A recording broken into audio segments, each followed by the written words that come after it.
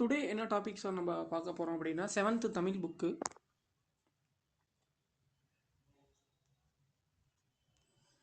7th Tamil இலக்கணம். So previous கிளாஸில் நம்ம இதை பற்றி பார்த்துருந்தோம் அப்படின்னா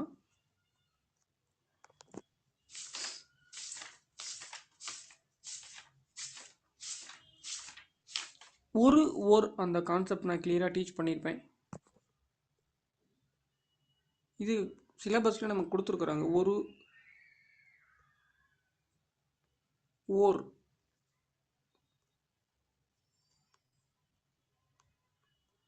ஓர் எங்கே சார் வரும் அப்படின்னா உயிரெழுத்து தொடங்கும் சொல்லுக்கு முன்னாடி வந்து பார்த்தீங்கன்னா ஓர் இனிய பாடல்.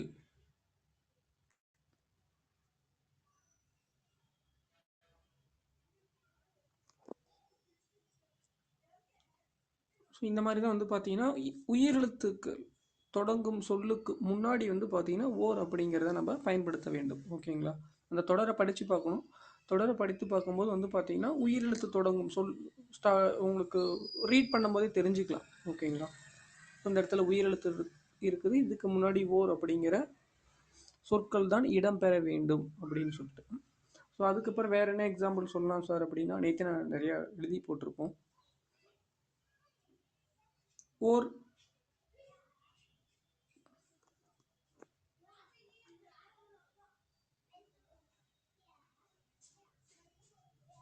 ஊசி, ஓர் ஊசி. ஊருக்கு நிறையாவே நம்ம சொல்லலாம், நிறைய சொற்கள் எக்ஸாம்பிள் சொல்லலாம். ஒரு புத்தகம், ஒரு தேர்வு, ஒரு வினாக்கள், ஒரு வினா, ஒரு விடை. ஸோ இந்த மாதிரி உயிர்மை எழுத்துக்கள் தொடங்கும் சொல்லுக்கு முன்னாடி வந்து பார்த்தீங்கன்னா நம்ம ஒரு அப்படிங்கிற சொற்களை பயன்படுத்த வேண்டும். ஓகேங்களா? ஸோ இந்த கான்செப்ட் ரொம்ப ரொம்ப இம்பார்ட்டன்ட். அதே மாதிரி அது நான் டீச் பண்ணியிருப்பேன். அது அஃது இதுவும் கிளியராக தெரிஞ்சிருக்கணும்.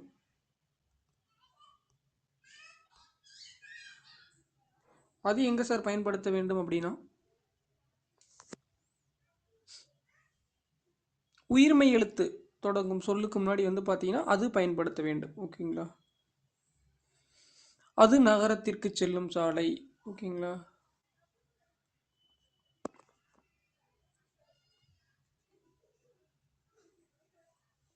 அது நகரத்திற்கு செல்லும் சாலை. இல்லை வேறு ஏதாவது சொற்களுக்கு நீ கிரியேட் பண்ணலாம்.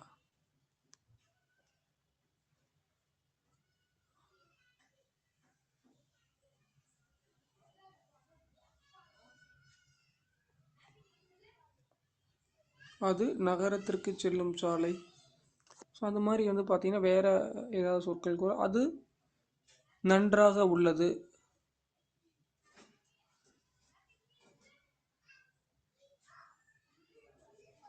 அது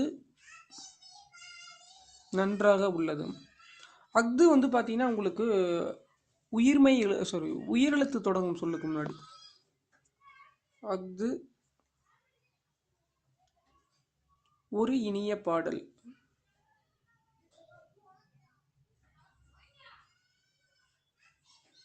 இதுலேயே ரெண்டு பாருங்க, உங்களுக்கு இதுலேயே பாருங்க ரெண்டு கான்செப்ட் வந்துடுது இந்த லைனில் பார்த்தீங்கன்னாவே. ஸோ உயிர் எழுத்துக்கள் முன்னாடி வந்து பார்த்தீங்கன்னா இந்த இடத்துல என்ன சொல்லியிருக்கிறாங்க, இந்த இடத்துல வந்து பார்த்தீங்கன்னா உங்களுக்கு ஏன் சார் உயிர் எழுத்துக்கள் தானே வருது, ஓர் தானே, அது ஓர் இனிய பாடல் தானே. இப்படி இந்த இடத்துல என்ன சார் வரும் அப்படின்னா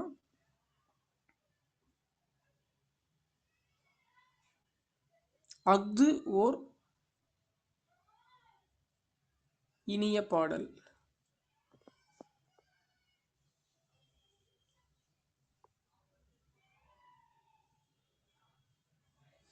இதெல்லாம் நோட் பண்ணி வச்சுங்க.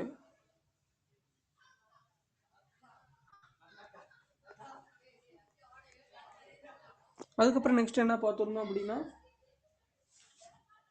சொற்கள். ஓகேங்களா? சொற்கள் வந்து பார்த்தீங்கன்னா ரொம்ப ரொம்ப இம்பார்ட்டன்ட். ஸோ பெயர் சொல் அப்படின்னா நம்ம எதை டிஃபைன் பண்ணுறோம் அப்படின்னா ஓரறிவு முதல் 6 அறிவு இருக்கக்கூடிய உயிர் உள்ளவை மற்றும் உயிரற்ற பொருட்கள் எல்லாமே குறிக்கிறது பொருட்பெயர் அப்படின்னு நம்ம பார்த்துருப்போம். பெயர் சொல்ல 6 வகைப்படும்: பொருட்பெயர், இடப்பெயர், காலப்பெயர், சினைப்பெயர், பண்பு பெயர், தொழிற்பெயர்.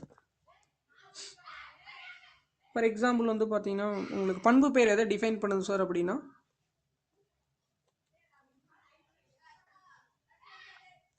நிறம், சுவை, வடிவம், அளவு இதெல்லாம் வந்து பார்த்தீங்கன்னா உங்களுக்கு பண்பு பெயராக டிஃபைன் பண்ணும். நிறம், சுவை, வடிவம், அளவு இதெல்லாம் பண்பு பெயராக டிஃபைன் பண்ணும் அப்படின்னு தெரிஞ்சு வச்சுக்கிங்க. சினை பெயர் அப்படின்னா ஒரு பொருளோட உறுப்பை குறிக்கிறது, ஒரு பொருளோட பண்பை குறிக்கிறது அப்படிங்கிறது பண்பு பெயர். ஒரு பொருளோட ஃபார் எக்ஸாம்பிள் வந்து பார்த்தீங்கன்னா மரம் எடுத்துக்கிட்டிங்க அப்படின்னா மரத்தில் கிளை, குச்சி, கவை இந்த மாதிரி நம்ம ஒரு மரத்தோட உறுப்புகளை வந்து நம்ம பார்க்குறோம், படிக்கிறோம். ஓகேங்களா? ஸோ அந்த மாதிரி ஒரு பொருளோட உறுப்பை குறிக்குது அப்படின்னா அது வந்து சினை பெயர். ஃபார் எக்ஸாம்பிள் லேப்டாப் அப்படின்னா அதில் இருக்கக்கூடிய ரேண்டம் ஆக்சஸ் மெமரி, ஓகேங்களா, heart disc, CPU, monitor,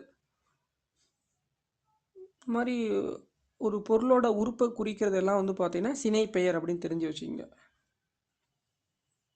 next என்ன இதை பார்த்துருந்தோம் அப்படின்னா இடுகுறி பெயரும் காரண பெயரும். இடுகுறி பெயர்னா என்ன சார், நம்மளுடைய முன்னோர்கள் வந்துட்டு எதை டிஃபைனே எதை பற்றி டிஃபைன் பண்ணியிருக்க மாட்டாங்க. அதான் இடுகுறி பெயர். அதில் 2 டைப் எழுதி போட்டிருப்போம். இதில் வந்து பார்த்தீங்கன்னா ஒன்று இடுகுறி பொது பெயர், இன்னொன்று சிறப்பு பெயர். பொது பெயர் என்ன சார் அப்படின்னா இப்போ காமனாக பழம் அப்படின்னா நமக்கு என்னன்னு தெரியாது, காமனாக வந்து பார்த்தீங்கன்னா பழம்ன்றுவாங்க. சிறப்பு பெயர் அப்படின்னா மாம்பழம், திராட்சை பழம்,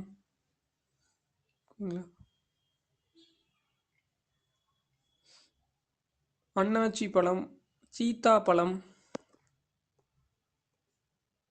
பழங்களில் வந்து பார்த்தீங்கன்னா டிஃப்ரெண்ட் டைப்பு. நம்ம எல்லா டைமும் ஒரே சீசனில் கிடைக்காது. ஓகே, ஒரு டைமில் வந்து பார்த்தீங்கன்னா மாம்பழம் ஃபேமஸாக இருக்கும், ஒரு டைம் சீத்தா பழம், ஒரு டைம் அன்னாச்சி பழம். அதான் சிறப்பு பெயர்கள். பழம் அப்படின்னா காமன். ஓகேங்களா, அது ஒரு பொது பெயர்.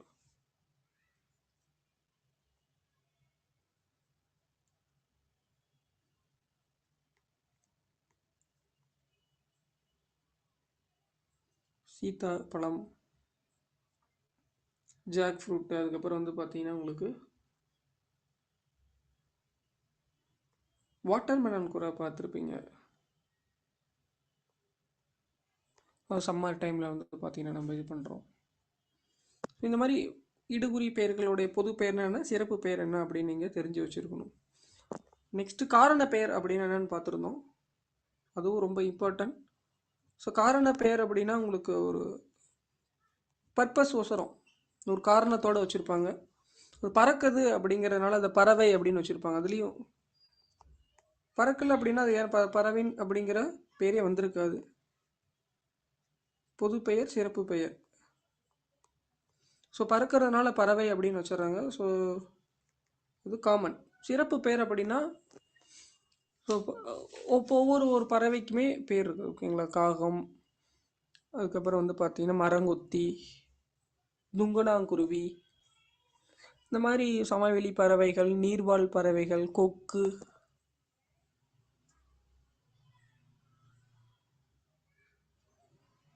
துங்கனாங்குருவி, இந்த மாதிரி சமவெளி பறவைகள், நிலவாழ் பறவைகள், நீர்வாழ் பறவைகள், பறவைகளில் நிறைய டைப் இருக்குது. ஓகேங்களா, மரங்கொத்தி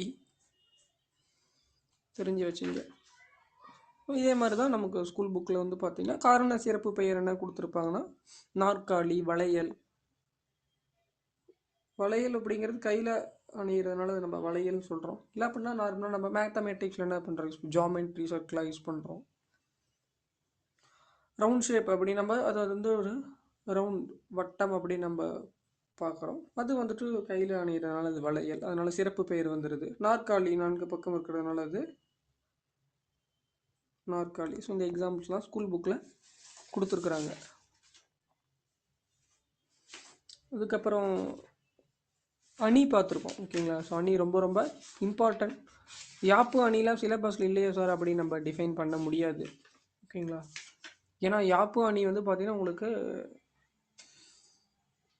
நம்மளோட 11th செஞ்சுரியில் வீரசோழி புத்தமித்திரர் நூட்கள் 5 இலக்க நூல். ஓகேங்களா? அதில் எழுதியிருக்கிறாரு.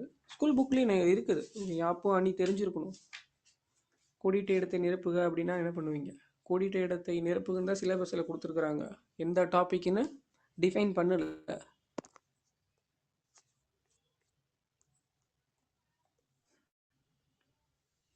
ஸோ அணிலேயும் ரொம்ப ரொம்ப இம்பார்ட்டன்ட் ஒன்று வந்து பார்த்தீங்கன்னா உயர்வு நவீர்ச்சி. இயல்பு இருக்கிறத இயல்பாக சொல்கிறது வந்து பார்த்தீங்கன்னா அழகுடன் கூறுவது இயல்பு நவீர்ச்சி அணி. அதை வந்துட்டு மிகைப்படுத்துவது வந்து பார்த்தீங்கன்னா உயர்வு நவீர்ச்சி அணி.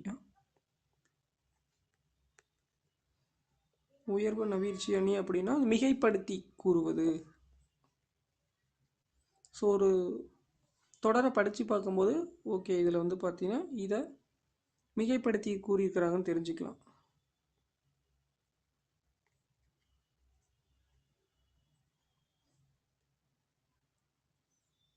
இதை வந்து பார்த்தீங்கன்னா உயர்வு நவீர்ச்சி அணி.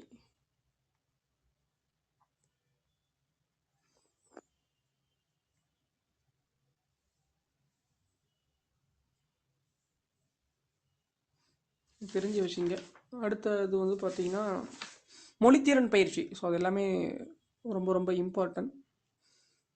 உறுப்பு மாற்று அறுவை சிகிச்சை. ஓகேங்களா? டிரான்ஸ்பிளான்டேஷன், கலைச்சொல் அறிவம் கிளியராக தெரிஞ்சுக்குங்க. நிறைய பேர் மிஸ்டேக் பண்ணுறீங்க. இன்றைக்கி என்ன டாபிக்ஸ் வரும் அப்படின்னா 7th தமிழ் புக்கில்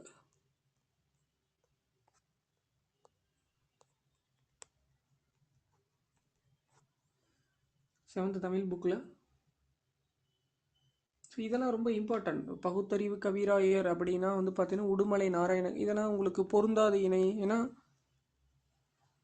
இல்லை சார் சிலபஸில் இல்லை சார் இதெல்லாம் நான் படிக்கணுமா அப்படின்னா படித்து தான் ஆகணும். இப்போ 4 அறிஞர்கள் பேர் கொடுத்து அடைமொழிக்கு பொருந்தாத இணை எதுன்னு கேட்பாங்க. பகுத்தறிவு கவிராயர் அப்படின்னா உடுமலை நாராயண கவி.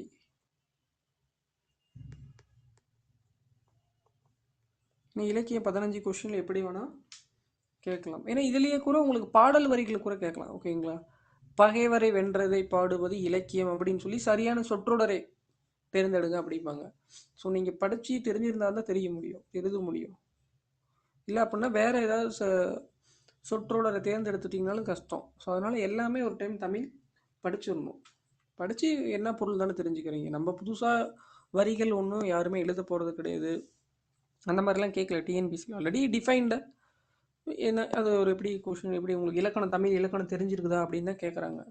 புதுசாக பாடல் எழுதுங்க, எழுதிட்டு வாங்க போயிட்டு அப்படின்னா தான் உங்களுக்கு தமிழ் கஷ்டம். புதிதாக வரிகள் எழுதி அதுக்கு பொருள் சொல்லணும். இந்த மாதிரி சொன்னி அது அந்த மாதிரி சொல்லும் போது உங்களுக்கு கொஞ்சம் கஷ்டப்படுவீங்க. புதுசாக வரிகள் நான் எப்படி எழுதுறது அப்படின்னு. ஆல்ரெடி அதுவே இப்போ இலக்கணம் தான் ஃபுல்லாகவே. ஸோ அப்படிங்கும்போது உங்களுக்கு இன்னும் உங்களுக்கு ஒர்க்லோடு கம்மி தான் தமிழ். நாமக்கல் கவிஞர் வே ராமலிங்கனார் அதில் இருக்கக்கூடிய சொல்லும் பொருளும் காந்திய கவிஞர் அப்படிம்பாங்க. அது தெரிஞ்சு வச்சிங்க. காந்திய கவிஞர் அப்படின்னா நாமக்கல் கவிஞர். ஸோ மோஸ்ட்லி எதனால சார் இந்த மாதிரி போர்டில் எழுதி போட்டு நடத்துகிறோம் அப்படின்னா இதுதான் உங்களுக்கு கான்செப்ட் நிற்கும் எப்பயுமே. சும்மா அப்படியே பிடிஎஃப் போட்டு 2 லைன் மனப்பாடம் பண்ணுங்க அப்படின்னாலும் இலக்கணம் எக்ஸாம் ஹாலில் எல்லாம் மறந்துடும். நீங்கள் இலக்கண புக்கை மட்டும்தான் படிச்சுட்டு வந்தீங்க, மனப்பாடம் பண்ணிட்டு வந்தீங்கன்னா எக்ஸாம் ஹாலில் எல்லாமே மறந்துடும். ஆப்ஷன் எல்லாம் ஒரே மாதிரியே இருக்கும். இதுவா அதுவா இதுவா அதுவான்னு சொல்லிட்டு மேக்ஸிமம் 80% தப்பாக தான் போட்டதுக்கு சான்ஸ் இருக்குது. தமிழ் இலக்கணம் தெரியல அப்படின்னா. அதனால் தமிழ் இலக்கணம் இதில் எப்படி எழுதுனாங்களோ அதே மாதிரியே தெரிஞ்சுக்கிட்டால் ஈஸியாக இருக்கும்.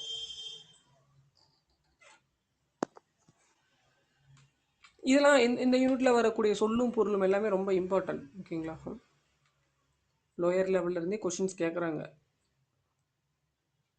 நாமக்கல் கவிஞர் இவர் எழுதிய நூல்கள் எழுதி வச்சிங்க, பாடல் தெரிஞ்சு வச்சுக்கிங்க. அடுத்து வந்து பார்த்தீங்கன்னா அது அந்த ஒப்புமை அப்படின்னா இணை, முகில்னா மேகம். இதெல்லாம் TNPSC question, recent TNPSC question. முகில்னா மேகம்.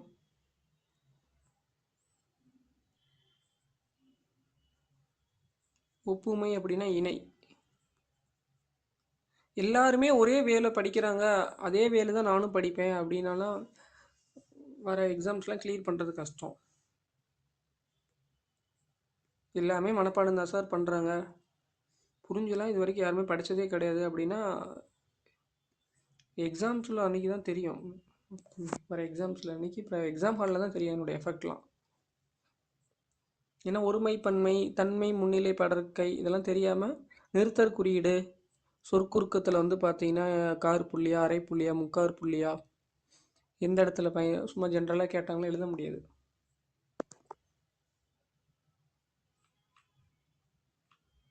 பகைவரை வென்றதை பாடுவது பரணி இலக்கியம் அப்படிம்பாங்க, அது சிற்றிலக்கியத்தில் வருது.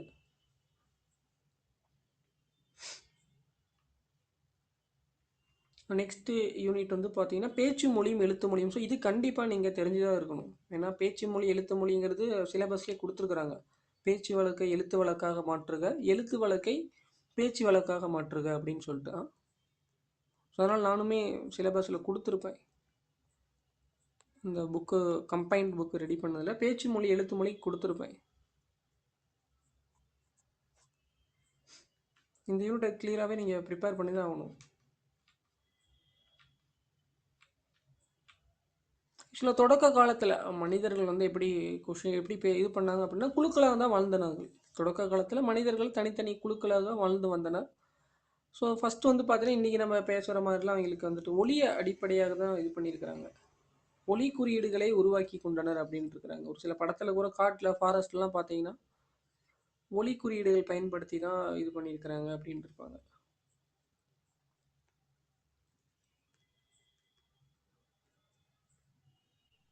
தொடக்க காலத்தில் வந்து பார்த்தீங்கன்னா மனிதர்கள்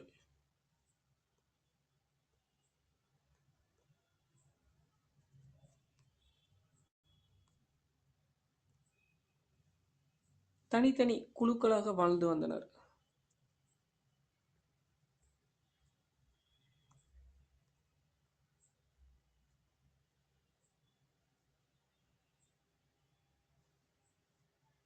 ஸோ அவர்கள் தங்களுக்கென தனித்தனியான ஒளி குறியீடுகளை உருவாக்கி கொண்டனர். ஸோ பாருங்கள் எப்படி இருந்திருக்கிறாங்கன்ட்டு.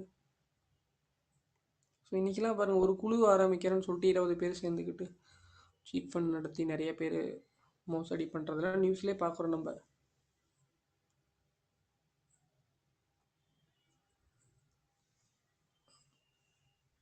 ஒரு 4 பேர் 5 பேர் கைமாத்தினா தான் அவங்க டெவலப் பண்ண முடியுதுன்னு சொல்லிட்டு. ஒரு காலத்தில் பாருங்கள் தனித்தனியாக குழுக்கெல்லாம் வாழ்ந்துருக்குறாங்க ஒளி குறியீடு பயன்படுத்தி.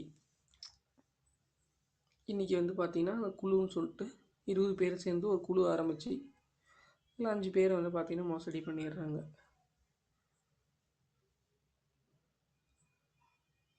இதன் காரணமாகவே மொழிகள் பல தோன்றின அப்படின்ட்டு இருப்பாங்க.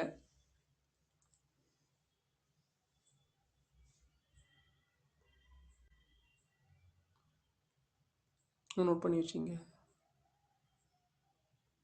இதெல்லாம் தெரிஞ்சு வச்சுங்க. நிறைய பேர் பாருங்கள் நம்ம படிக்கிறது வந்து பார்த்தீங்கன்னா எங்கேயுமே அப்ளை பண்ணுறதுனால நிறைய பேர் ப்ராப்ளம் நிறைய க்ரியேட் ஆகிடுது. நிறைய படித்து தெரிஞ்சுக்கிட்டோமா அப்படின்னா லைஃப் ஓரியன்டாகவும் நிறைய தெரிஞ்சுக்கலாம். ஓகே இப்படி தான் இருக்கிறாங்க அப்படின்னு சொல்லிட்டு. அடுத்து மொழியின் வடிவங்கள்.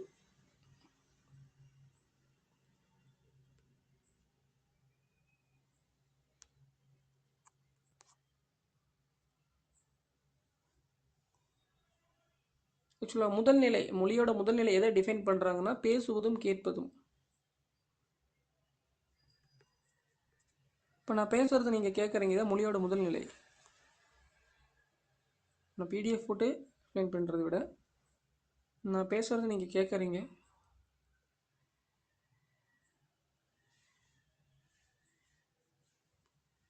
பேசுவதும் கேட்பதும் இதுதான் மொழியோடைய முதல் நிலை அப்படின்ட்டு இருக்கிறாங்க. அடுத்து வந்து பார்த்தீங்கன்னா கண்ணால் கண்டு உணருமாறு வரி வடிவமாக எழுதப்படுவது படிக்கப்படுவது. இப்போ எழுதி போடுறது வரி வடிவமாக நம்ம எழுதுகிறோம், அதை நீங்கள் படிக்கிறீங்க, அது வந்து எழுத்து மொழி. இதான் இரண்டாம் நிலை. இரண்டாம் நிலைன்னா என்ன சார் அப்படின்னா,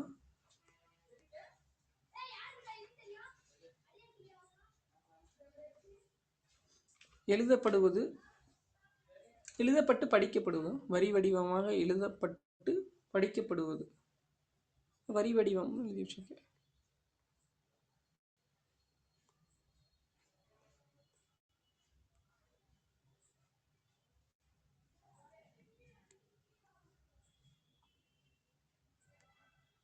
இது மொழியோட இரண்டாம் நிலை. முதல் நிலை தான் ஃபஸ்ட்டு ரொம்ப நாளாக பயன்படுத்தி இருந்திருப்பாங்க, அந்த அந்த சைகை ஒலி குறியீடு பயன்படுத்தி. அதுக்கப்புறம் வரி வடிவமாக எழுதி படிக்க தெரிஞ்சுக்கிட்டாங்க.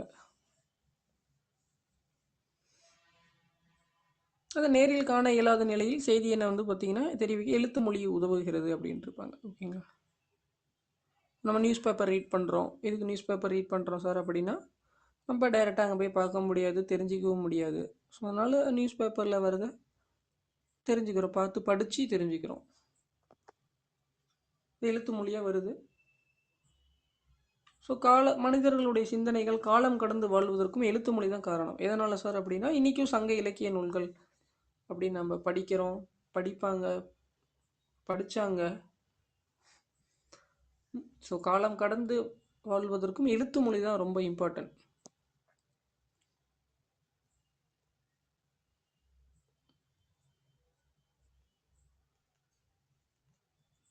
ஸோ அதனால தான் உங்களுக்கு சங்க இலக்கண நூல்கள்லாம் உரைநடையாக மாற்றி கொடுத்துருக்குறாங்க, எழுதியிருக்கிறாங்க. நச்சினி ஆக்கிறார், அதுக்கப்புறம் இளம்பூரணர், தொல்காப்பியத்துக்கு. ஓகேங்களா. ஸோ தொல்காப்பியத்துக்கு வந்து நம்ம பவனந்தி முனிவர் எழுதியிருக்கிறாரு. தொல்காப்பியத்தை அடிப்படையாக கொண்டு பவனந்தி முனிவரும் இலக்கண நூல் எழுதியிருக்காரு. அதில் படிச்சிங்கன்னா நல்லா இன்னும் கொஞ்சம் தொல்காப்பியத்தை விட பவனந்தி முனிவர் கொஞ்சம் என்னென்னா ஈஸியாக புரியும் தமிழ் இலக்கணம்.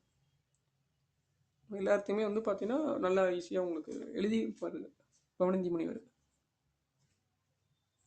ஸோ எழுத்து மொழி அப்படிங்கிறது வந்து பார்த்தீங்கன்னா அதனால தான் லாங் டைமாக வந்து பார்த்தீங்கன்னா உங்களுக்கு ஷைன் ஆகுது. ஸோ ஒளி வடிவில் அமையும் பேச்சு மொழியானது உடனடி பயன்பாட்டிற்கு உரிய. இன்றைக்கி நம்ம ப்ரெசண்ட்டில் பேசுகிறோம் இந்த மாதிரி, இதை இன்னொரு 10 வருஷம் கழிச்சு, 20 வருஷம், இன்னொரு 500 1000 வருஷம் கழிச்சு கூட சங்க இலக்கிய நூல்கள் படிப்பாங்க. ஓகேங்களா.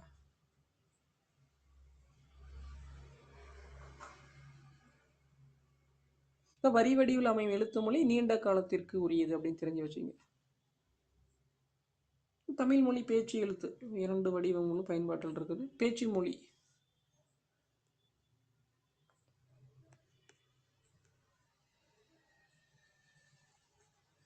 ஸோ பேச்சு மொழி அப்படிங்கிறது மொழியின் உயிர் நாடியாக விளங்குவது பேச்சு மொழி. ஓகேங்களா. இதனால அப்படின்னா இன்னைக்கு உணர்வுகளை எளிதாக வெளிப்படுத்தும், கருத்தை வெளிப்படுத்துவது மட்டுமே நோக்கமாக கொண்டது.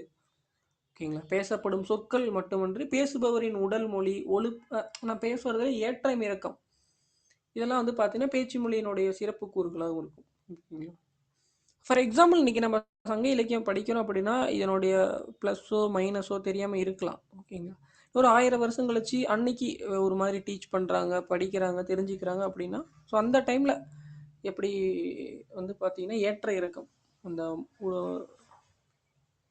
சொற்களை ஒழிக்கும் போதே கண்டுபிடிச்சிடலாம் ஏற்றம் இறக்கம்லாம். ஓகேங்களா.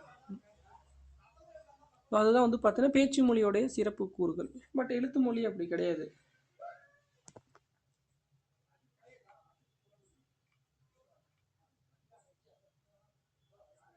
ஃபார் எக்ஸாம்பிள் தான் நில் கவனி செல் அப்படின்னா, கவனி என்னும் சொல் வந்து பார்த்தீங்கன்னா நின்று கவனித்து செல்லும், கவனித்து செல் அப்படிங்கிற பாதுகாப்பு பொருளை தருகிறது அப்படின்ட்டு இருப்பாங்க. ஓகேங்களா. ஒலிப்பதன் ஏற்ற இறக்கமும் பொருள் வேறுபாட்டை தரும் அப்படின்ட்டு இருக்காங்க. ஸோ இது ரொம்ப ரொம்ப இம்பார்ட்டன்ட். டோன் அப்படின்னு சொல்லுவாங்க. இந்த தொனியில் வந்து பார்த்தீங்கன்னா இவர் பேசுகிறாரு அப்படிம்பாங்க.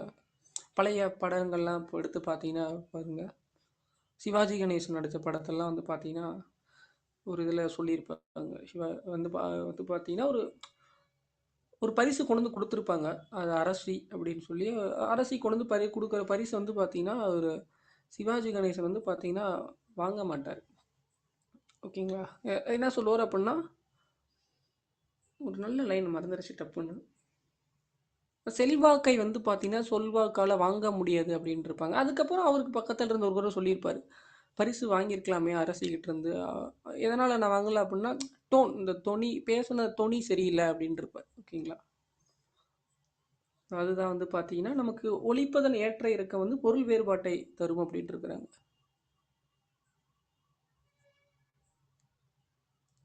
ஒலிப்பதன் ஏற்றம் இறக்கம் வந்து பார்த்தீங்கன்னா பொருள் வேறுபாடே மாறுபடும்.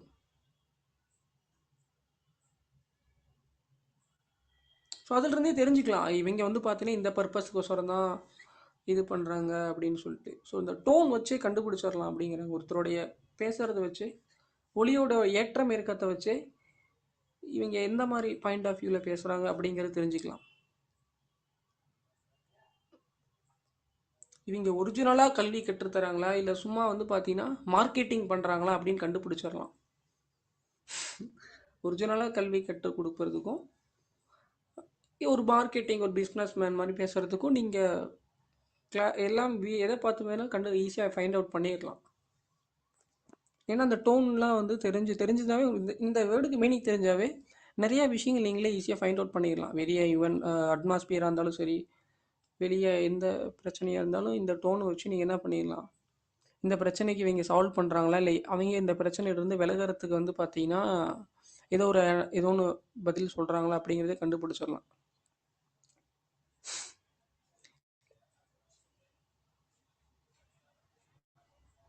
ஸோ ஒலிப்பதன் ஏற்றம் இருக்க வந்து பார்த்தீங்கன்னா பொருள் வேறுபாடு உண்டு.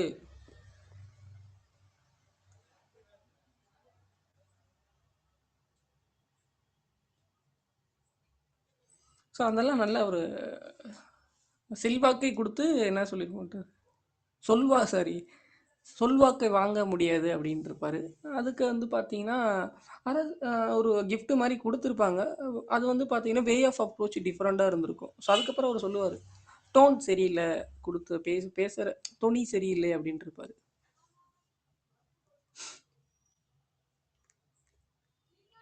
அதெல்லாம் பாருங்கள் எவ்வளோ அழகாக எழுதி வச்சிருக்கிறாங்க. இதெல்லாம் தெரிஞ்சுக்கிட்டாவே நம்ம நிறைய விஷயங்கள் தெரிஞ்சுக்கலாம்.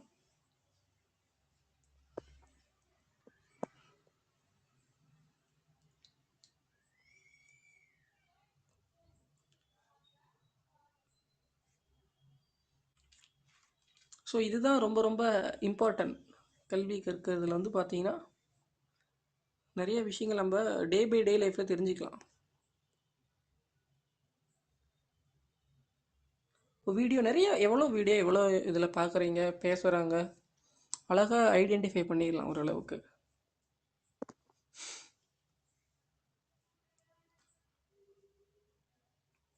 எஸ், அடுத்து நோட் பண்ணி வச்சுங்க.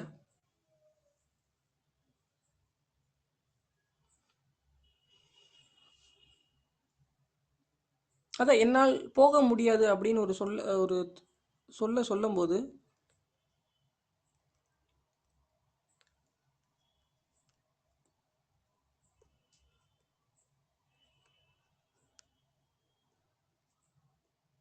என்னால் போக முடியாது அப்படிங்கிற ஒரு தொடர் இருக்குது. இந்த தொடரை வந்து பார்த்தீங்கன்னா நீங்கள் ஓங்கி ஒலிக்கும் போது மறுப்பை உணர்த்தும், மென்மையாக ஒலிக்கும் போது இயலாமையை உணர்த்துகிறது. இதை ஓங்கி ஒலிக்கும் போது வந்து பார்த்தீங்கன்னா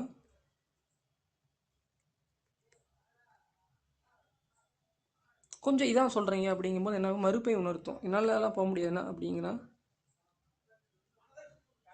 மறுப்பை உணர்த்தும்.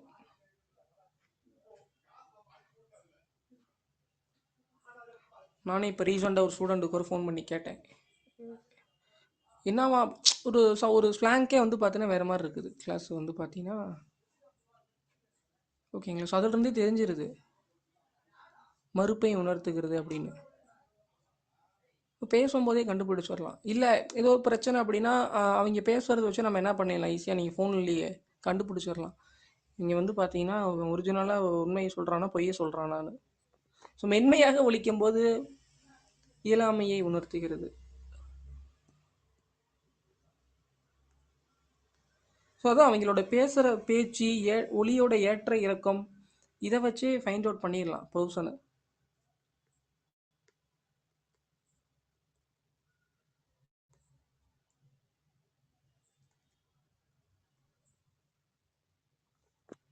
பேசுகிற பேச்சு, ஒலியோட ஏற்றம் இறக்கத்தை வச்சு 85% ஃபைண்ட் அவுட் பண்ணிடலாம்.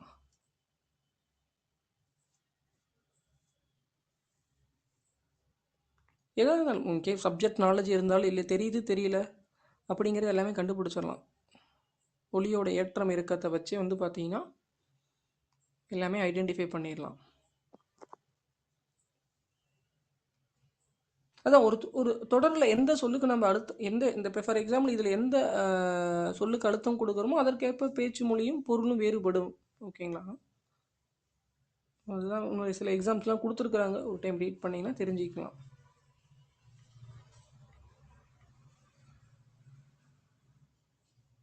ஸோ அதனால தான் வந்து பார்த்தீங்கன்னா ஒலிக்கும் கால அளவு அதுக்கெலாம் மாத்திரை அளவு டிஃபைன் பண்ணியிருக்கிறாங்க.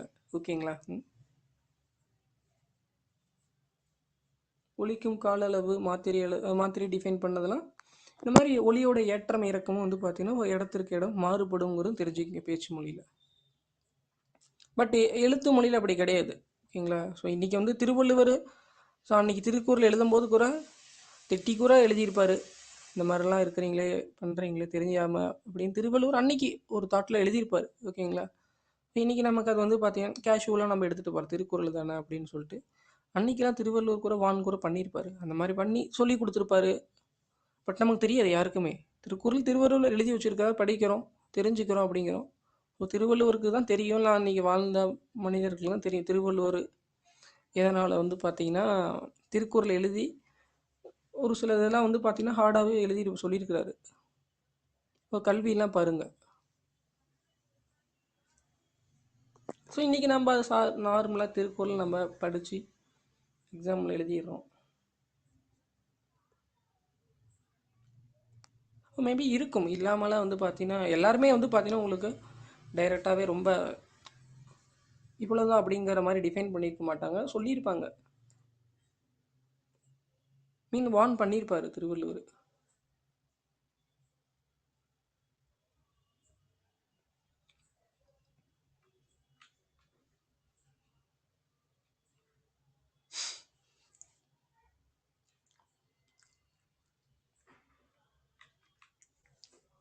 எஸ், இதுதான் உங்களுக்கு நன்னூலுமே சொல்லியிருக்குது. ஓகேங்களா? சொல்லை ஒழிப்பதில் ஏற்படும் ஏற்ற இறக்கத்தால் பொருள் வேறுபடும் அப்படின்னு சொல்லி நன்னூல் பவனந்தி முனிவரும் எழுதியிருக்காரு.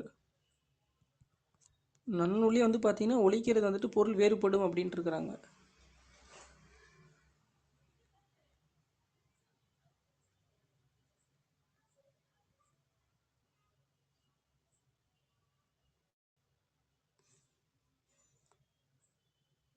எடுத்தல் படுத்தல் நலிதல் உழைப்பில் திரிபும் தத்தமில் சிறிது உளவாகும் சொல்லி நன்னூல் நூற்பா சொல்லியிருக்கு, தெரிஞ்சு வச்சுங்க.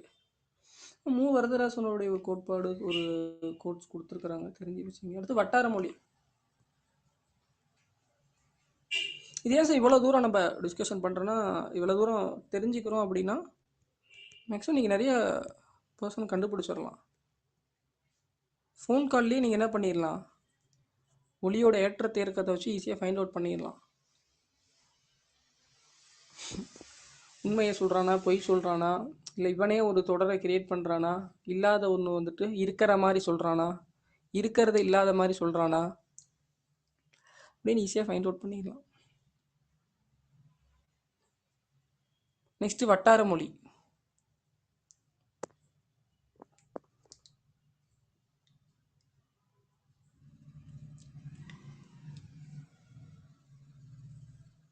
ஸோ இப்போ நான் சொல்லி கொடுத்த இந்த அரை மணி நேரம் கான்செப்ட்லே மீன்ஸ் ஒரு ஹாஃப் அன் ஹவரில் பேசுனதே வந்து பார்த்தீங்கன்னா நிறையா இன்ஃபர்மேஷன் வந்து பார்த்தீங்கன்னா டே பை டே லைஃபுக்கே பயன்படும்.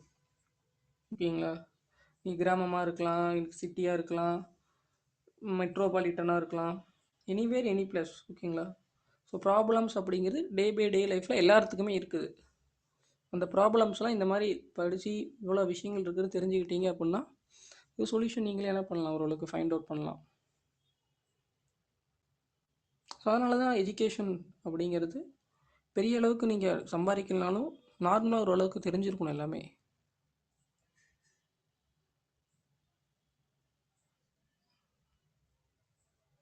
அது வட்டார மொழி.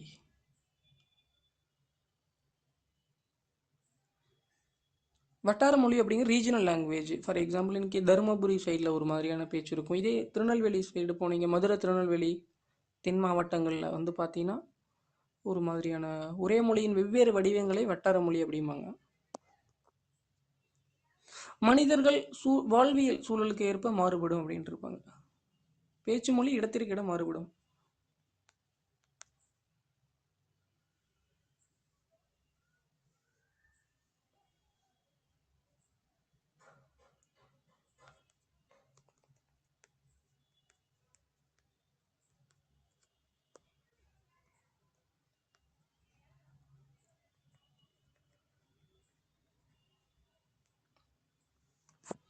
ஆனால் ஒரு சில டைமில் கூட வந்து பார்த்தீங்கன்னா இந்த ஒளியோட ஏற்ற இறக்கம் மட்டும் இல்லாமல் அவங்களுடைய கேரக்டர்ஸுமே இருக்குது. ஒரு சிலர் சாஃப்டாக பேசி கூட என்ன பண்ணுறாங்க, ஸ்கேம் பண்ணுறாங்க, க்ரைம் பண்ணுறாங்க, ஏமாத்துறாங்க மற்றவங்கள. ஸோ அதுவும் நம்ம தெரிஞ்சுக்கணும். ஸோ இது வந்து பார்த்தீங்கன்னா ஓகே, இது ஒரு பர்பஸாக இருந்தால் கூட ஒரு சிலர்லாம் வந்து பார்த்தீங்கன்னா மென்மையாக பேசிய கூட என்ன பண்ணுறாங்க, ஸோ நிறைய ஸ்கேம் பண்ணுறாங்க, க்ரைம் பண்ணுறாங்க, மோசடி பண்ணுறாங்க. ஓகேங்களா? ஸோ அது மாதிரியுமே நானும் இங்கேயே பார்த்துருக்குறேன் தருமபுரியிலே. இப்போ ஷா ஆல்ரெடி என்கிட்ட சொல்லியிருக்காரு ஒருத்தர் வயசானவர். அவர் நல்லா போல்டாக தான் இருக்கிறாரு. ஆனால் அவர் க்ரைம் பண்ண பர்சன் வந்து பார்த்தீங்கன்னா அவரை ஏமாத்தனைக்கு வந்து பார்த்தீங்கன்னா சாஃப்டான ஆள் தான். கேட்டதுக்கு இப்படி அப்படி இது ஒன்று ரீசனை சொல்லி ஏமாத்திடுறாங்க. ஸோ அதெல்லாம் அவங்களா கிரியேட் பண்ணுறது தான்.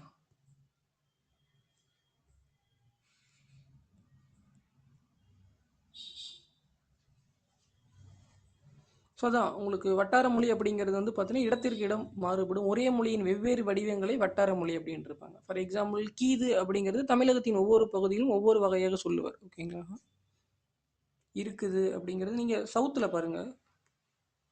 இங்கே தருமபுரி, கிருஷ்ணகிரி, ஒசூரில் ஒரு மாதிரியா பேச்சு இருக்கும். திருநெல்வேலி, மதுரை அங்கே ஒரு மாதிரியான பேச்சு இருக்கும்.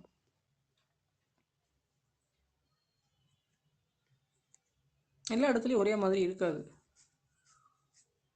இருக்குது, கீது. அதான் எழுத்து மொழி கான்ஸ்டன்ட். ஓகேங்களா? இப்போ தொல்காப்பியர் எழுதி வச்சதை திருநெல்வேலியில் படித்தாலும் ஓகே, திருப்பத்தூரில் படிக்கிறதுக்கு அதே பொருள் தான். பட் வே ஆஃப் பேசுறது இது வந்து பார்த்திங்கன்னா மாறுபடலாம்.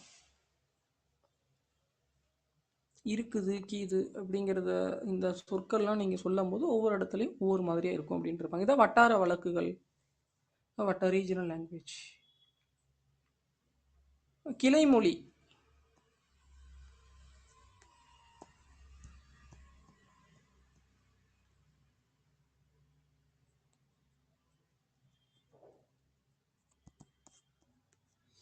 கிளைமொழி அப்படின்னா ஒரே மொழி பேசும் மக்கள் வெவ்வேறு இனங்களில் வாழ்வது. ஃபார் எக்ஸாம்பிள் கன்னடம், தெலுங்கு, மலையாளம் இல்லை திராவிட மொழிகளிலிருந்து பிரிந்து சென்ற கிளை மொழிகள் அப்படின்ட்டு இருப்பாங்க.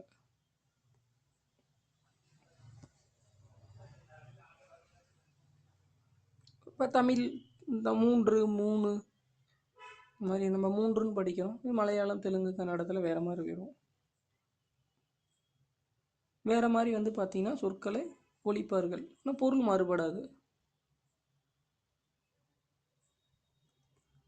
சொற்கள் தான் வந்து மாறுபடும், பொருள் மாறுபடாது.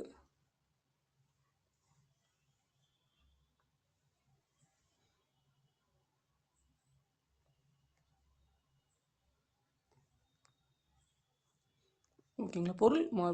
பொருள் மாறுபடாது, சொற்கள் மட்டும் மாறுபடும், பேசுகிற ஒலி மாறுபடும். இதுதான் கிளைமொழி. ஓகேங்களா? பேசுறதுல சிறிதளவு மாற்றங்கள் ஏற்படும்.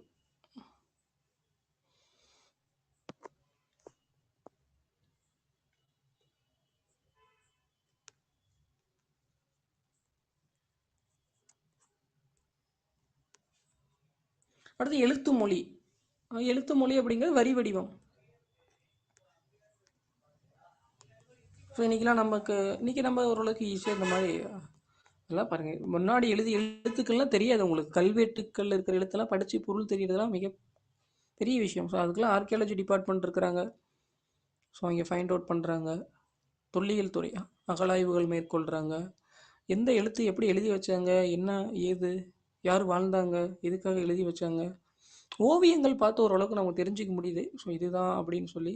பட் அதுவே நம்மளால் என்ன பண்ண முடியாது, நம்ம மாற்றி இமேஜினேஷன் பண்ணிட்டோமா என்ன பண்ணுறது? ஓகேங்களா? ஸோ நம்ம ஒரு வே ஆஃப் அப்ரோச் இமேஜினேஷன் பண்ணோம், அவங்க வரைஞ்சது ஒரு வே ஆஃப் அப்ரோச்சில் இருக்கலாம், எழுதியிருக்கலாம். ஸோ அப்படிங்கிறது என்ன பண்ண முடியாது, தெரிஞ்சுக்கிறது பெரிய விஷயம்தான். ஸோ அதனால் வரி வடிவம் அப்படிங்கிறது ரொம்ப இம்பார்ட்டன்ட்.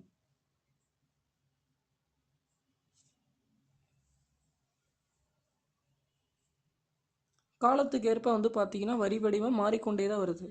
ஃபார் எக்ஸாம்பிள் நையெல்லாம் பாருங்கள், நம்ம இப்போ நீங்கள் இன்றைக்கி ஓரளவுக்கு ஈஸியாக போடுறோம். காலை இந்த மாதிரி. ஸோ இதுக்கு முன்னாடி கொஞ்சம் லையெல்லாம் வந்து பார்த்தீங்கன்னா இந்த மாதிரி இருந்திருக்கும். அதுக்கப்புறம் பெரியார், வீரமாமுனிவர்லாம் நிறைய எழுத்து சீர்திருத்தத்தை பண்ணியிருக்கிறாங்க. தமிழில் வந்து பார்த்தீங்கன்னா வரி வடிவத்திற்கே எழுத்து சீர்திருத்தம், மிகப்பெரிய சீர்திருத்தம் செய்தவர் வீரமாமுனிவர். அதே மாதிரி வந்து பார்த்தீங்கன்னா பெரியாரும் இது பண்ணியிருப்பார், இந்த இந்த நைங்கிறதுலாம். அதுக்கப்புறம் 1978 கவர்மெண்ட் இன்ட்ரடியூஸ் பண்ணாங்க. வரி வடிவம் அந்த மாதிரி இருந்ததுன்னா இப்போ இதுவே இப்போ இருக்கிற வரி வடிவமே இப்போ படிக்கிறது பொருள் தெரிஞ்சிக்க மாட்டேங்கிறான் பசங்க. ஆல்ரெடி அந்த மாதிரி அதுக்கு முன்னாடி இந்த வரி வடிவம்லாம் இன்னும் மாறி இருந்திருக்கும். அதான் நீங்கள் பழைய இதெல்லாம் ஒரு 2000 வருஷத்துக்கு முன்னாடி இந்த எங்கேயாவது தொழில் அகலாய்வு பக்கம் இருக்கிற இடத்துக்கு போயிருந்தீங்க அப்படின்னா பார்த்தீங்கன்னா தெரியும், என்ன எழுதியிருக்கிறாங்கன்னு தெரியாது கல்வெட்டுகள்லாம். பட் ஆனால் அன்னைக்கு இருந்தவங்க அதான் அதை பற்றி சொல்லியிருப்பாங்க, சொல்லி தான் எழுதியிருப்பாங்க. ஸோ அது காலத்திற்கு ஏற்ப அப்படியே என்ன ஆயிரும், மாறுபட்டிருக்கலாம். இப்போ இருக்கிறதே நம்ம இன்னொரு ஒரு வருஷம் கழிச்சு வெவ்வேறு மாதிரி ஒவ்வொரு மாதிரி நம்ம டிஃபைன் பண்ணுறோம். எஜுகேஷனே இப்போ பார்த்தீங்களா எப்படி நம்ம இப்படி டிஃபைன் பண்ணுறாங்கன்ட்டு. இப்படி மெட்டீரியலுங்கிறாங்க, டெஸ்ட்டு பேஜ் மெட்டீரியல் மனப்பாடம் பண்ணா அப்படிங்கிறது இன்னொரு வருஷம் கழிச்சு அது வேறு ஏதாவது ஒன்று புதுசாக வந்து மாறுபட்டுக்கிட்டே இருக்கலாம். ஆனால் பொருள் மாறுபடாது. வே ஆஃப் இதுதான் என்ன சொல்கிறது உங்களுக்கு, மார்க்கெட்டிங் வேணால் சேஞ்ச் ஆகலாம், பட் பொருள் மாறுபடாது. நீங்கள் என்ன வேணால் பண்ணாலும் பொருள் இலக்கணம் அவ்வளோதான், சேஞ்ச் பண்ணவே முடியாது யாராலுமே. ஆல்ரெடி எழுதி வச்சிட்டாங்க. வேணால் பொருள் வேணால் மாற்றினா கொஞ்சம் ஈஸியாக புரிகிற மாதிரி சொல்லி கொடுக்கலாம் ஒழிய இலக்கணத்தை சேஞ்ச் பண்ண முடியாது. இலக்கியத்தை உரைநடையை கூட நீங்கள் என்ன பண்ணிக்கலாம், நம்ம மாற்றிக்கலாம். பட் இலக்கணத்தை மாற்றவே முடியாது.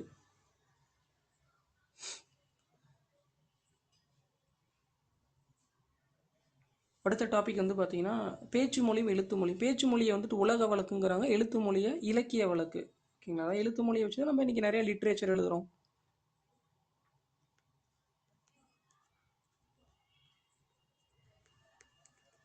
எழுத்து மொழி இருக்கிறதுனால தான் நிறைய இலக்கியங்கள்,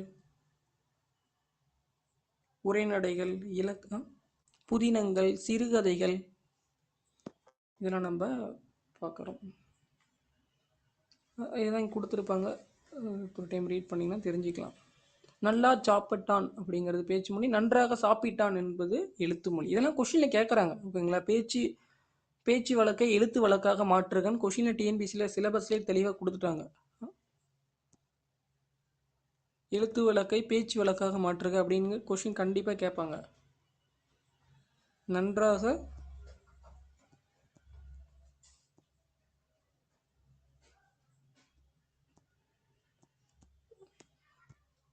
சாப்பிட்டான், இதுதான் வந்து பார்த்தீங்கன்னா எழுத்து மொழி. பேச்சு மொழியில் உணர்ச்சி கூறுகள் வந்துட்டு அதிகமாக இருக்கும். ஓகேங்களா? பேசும்போது எழுத்து மொழியில் உணர்ச்சி கூறுகள் வந்து கம்மி தான். எழுத்து மொழியில் அந்த மாதிரி இருக்காது. அதான் நான் ஆல்ரெடி சொன்னேன் பார்த்தீங்களா, பேசும்போது வந்து பார்த்தீங்கன்னா ஹார்டாவோ இதாவோ பேசலாம். பட் அது எழுது எழுது படிக்கும்போது வந்து பார்த்தீங்கன்னா உங்களுக்கு டிஃப்ரெண்ட்டாக இருக்கும். அதனால தான் கிளாஸ் நீங்கள் ஒரு டைம் லிசன் பண்ணுங்கள் அப்படிங்கும்போது சொல்கிறோம். நம்ம லிசன் பண்ணீங்க அப்படின்னா பேசும்போது ஒரு இதுக்கு ஒலி ஏற்றம் இறக்கம் மாறுபடும். இதுக்கு முக்கியத்துவம் அதிகமாக கொடுப்பேன் நான், ஒரு சில இடத்துல முக்கியத்துவம் கொடுக்க மாட்டேன். பட் ஆனால் எழுத்து மொழியில் நீங்கள் கான்ஸ்டண்ட்டாக எல்லாத்துக்கும் ஒலி ஏற்றம் இறக்கம் இல்லாமல் நீங்கள் ரீட் பண்ணிட்டீங்க அப்படின்னா கொஞ்சம் கஷ்டம்.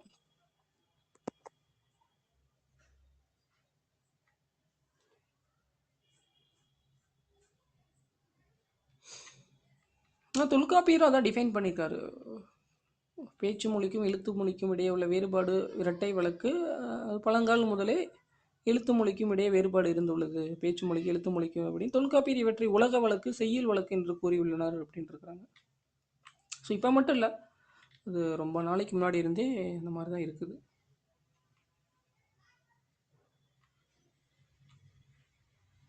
பேச்சு மொழியில் உடல் மொழியும் குரல் ஏற்றத்தாழ்வும் இணைவதால் அது எழுத்து மொழியை விட எளிமையாக கருத்தை உணர்த்துகிறது அப்படின்ட்டு இருப்பாங்க. ஓகேங்களா? ஸோ அதான் பாருங்க, பேச்சு மொழியும் இப்போ நான் பேசுறது என்னுடைய ஒரு சில இடத்துல ஏற்றம் இறக்கம் இருக்கும். மீன் சொற்களை சொல்லும் போதே ஒரு இதில் உச்சரிப்பு அதிகமாக இருக்கும், ஒரு சில இடத்துல உச்சரிப்பு குறைவாக இருக்கும். பட் ஆனால் பொருள் ஈஸியாக உணர்த்தலும், பொருளை ஈஸியாக புரிஞ்சுக்கலாம் அப்படிங்கிற மீனிங்கில் கொடுத்துருக்குறாங்க. உடல் மொழி குரல் ஏற்றத்திற்கு ஏற்றத்தாழ்வு போன்றவற்றுக்கு எழுத்து மொழி இடமில்லை அப்படின்ட்டு இருப்பாங்க. அதில் உங்களுக்கு ஏற்றத்தாழ்வு எப்படி இருக்கும் எழுத்து மொழியில்? கண்டுபிடிக்க முடியாதுல்ல நீங்கள். ஸோ ஆல்ரெடி எக்ஸாம்பிள் திருக்குறளை எடுத்துக்கங்க. திருக்குறள் வந்து திருவள்ளுவர் சொல்லி கொடுத்துருக்கும் போது கல்வியை கற்கவில்லை என்றால் விலங்கோட ஒப்பிட்டு சொல்லியிருப்பாரு. 5 அறிவு பரவாயில்லையே, ஒரு வேற ஒரு எழுதியிருக்கும் போது நம்ம திருக்குறள் சாதாரணமாக படிச்சுட்டு போயிடுறோம். நான் சொல்லி தரும்போது வந்து பார்த்தீங்கன்னா ஏற்றத்தாழ்வு வேறுபடும். ஸோ குறள் ஏற்றத்தாழ்வு வந்து பார்த்தீங்கன்னா எழுத்து மொழியில் இடமில்லை.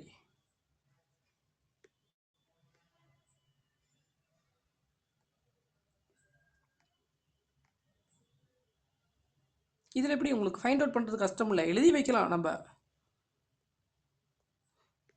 பட் ஆனால் அதில் ஏற்றத்தாழ்வு நீங்கள் ஃபைண்ட் அவுட் பண்ண முடியாது.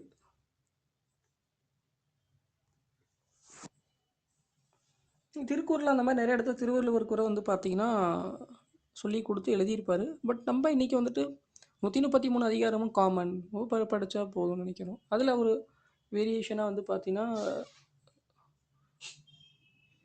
சொல்லியிருப்பார். ஏற்றத்தாழ்வு கண்டிப்பாக அதில் வந்து பார்த்தீங்கன்னா டிஃபைன் பண்ணி தான் எழுதியிருப்பார்.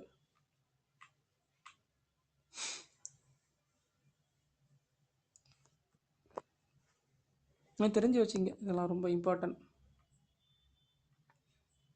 மீதி இருக்கிற ஒரு டைம் இந்த யூனிட் ஃபுல்லாக ஒரு டைம் ரீட் பண்ணிங்கன்னா உங்களுக்கு புரிஞ்சிடும்.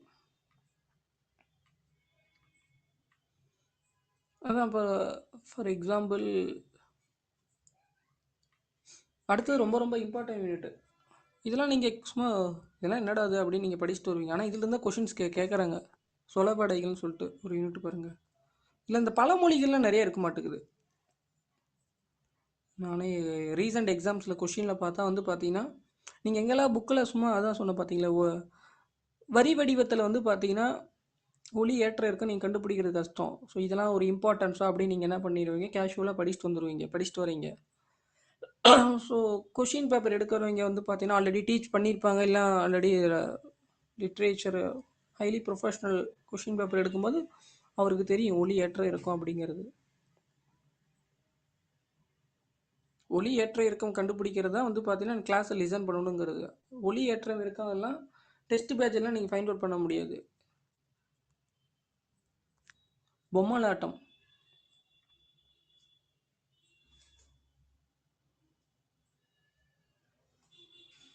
இதில் நிறையா வந்து பார்த்தீங்கன்னா உங்களுக்கு பொம்மலாட்டத்தில் வந்து பார்த்தீங்கன்னா பழமொழிகள் கொடுத்துருக்குறாங்க. புண்ணுக்கு மருந்து போட முடியும், புடிவாதத்துக்கு மருந்து போட முடியுமா, இந்த மாதிரி வந்துட்டு ஒவ்வொரு சொல்லையுமே நீங்கள் படித்து தெரிஞ்சுக்கிங்க, பொருள் தெரிஞ்சுக்கிங்க. அணை உடைஞ்சி போன வெள்ளம் அழுதாலும் வராது அப்படின்ட்டு இருப்பாங்க. விளைச்சலுக்கும் வெள்ளாட்டுக்கும் ஜென்ம பகைங்கிற மாதிரி இந்த பையன்கிட்ட போராடித்தான் படிக்க வைக்கணும். ரொம்ப இம்பார்ட்டன்ட் கதை சொல்லி அதே மாதிரி எறும்பு ஊற கல் தேய்ங்கிற மாதிரி இவனை கொஞ்சம் கொஞ்சமாக மாற்றணும்னு நினைக்கிற அவங்க அப்பா அம்மா பொறுமையாக அறிவுரை சொல்கிறாரு அப்படின்ட்டு இருப்பான். ஆனால் பையன் கேட்கல.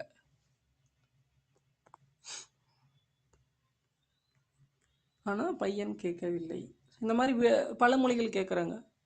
உழைக்கிற மாடு தான் ஊருக்குள்ளே விலை போகும், நீ படிக்கலாம் ஊரில் யாரும் மதிக்க மாட்டாங்க, அதனால் நீ பள்ளிக்கூடம் போய் நல்லா படிக்க வேண்டும் அப்படின்ட்டு இருக்காங்க.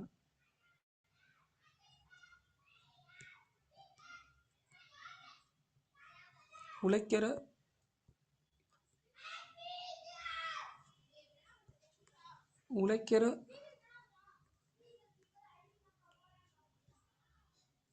மாடுதான் ஊருக்குள்ளே விலை போகும். ஸோ இலக்கணம் கம்பல்சரி நீங்கள் கிளாஸை லிசன் பண்ணி ஒரு டைம் நோட்ஸ் எடுத்துருங்க. இல்லை அப்படின்னா நீங்கள் திரும்பவும் அதே மாதிரி test practice 1 million 1 trillion question practice பண்ணாலுமே ஈஸியாக ஃபைண்ட் அவுட் பண்ணிடலாம் உனக்கு தமிழ் மொழி தெரிஞ்சிருக்குதா இல்லையான்னு. கொஷின் பேப்பர் ஈஸியாக உன்னை ஜஸ்டிஃபை பண்ணிடும், அனலைசிஸ் பண்ணிடும். இந்த ஒலி ஏற்றம் இறக்கம், சொல் வேறுபாடு, பொருள் வேறுபாடு, இதெல்லாம் நல்லா கேட்டாங்க அப்படின்னா எழுத முடியாது யாராலுமே. அட்டன் பண்ணலாம், பாஸ் பண்ணுறதுலாம் ரொம்ப தமிழ் கிளியர் பண்ணுறதே கஷ்டம். Recent result overall analyse pass பண்ணுறது மட்டும் பார்க்காதீங்க. இப்போ எழுதின 20 லட்சம் பேரில் 10 லட்சம் பேரே கிட்டத்தட்ட தமிழ் ரிசல்ட்டே வரல, தமிழே எலிஜிபிலிட்டி கிளியர் பண்ணல. ஸோ வர எக்ஸாம்ஸ் எல்லாம் கிளியர் பண்ண மாட்டாங்க தமிழே. ஒரு 15லேருந்து 18 லட்சம் பேர், 15 to 17 lakhs தமிழ் கிளியர் பண்ணுறது கஷ்டம். தமிழ் இலக்கணம் தெரியாமல் ஃபுல்லாக, உங்களுக்கு இலக்கணம் தெரியல அப்படின்னா, இலக்கணம் தெரியாமல் மனப்பாடம் தான் பண்ணிட்டு வந்தாங்க அப்படின்னா செக் பண்ணிடுவாங்க, நாலேஜை செக் பண்ணிடு, கொஸ்டின் பேப்பரே செக் பண்ணிடுவாங்க.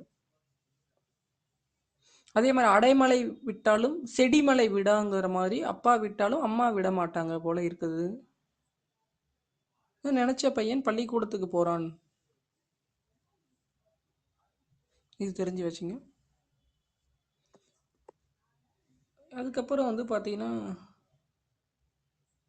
குடல் கூழுக்கு அழுவுதாம், கொண்டை பூவுக்கு அழுவுதாம். எனக்கு நிறைய வேலை கிடக்கு, நான் என்னுடைய குழந்தைகளுக்கு தீனி கொடுக்கணும் அப்படிங்கிற மாதிரி ஒரு பழமொழி. அரிசி நெய் எல்லாம் சேர்க்கணும் அப்படின்னு சொல்லி சும்மா தெரிஞ்சு வச்சிங்க.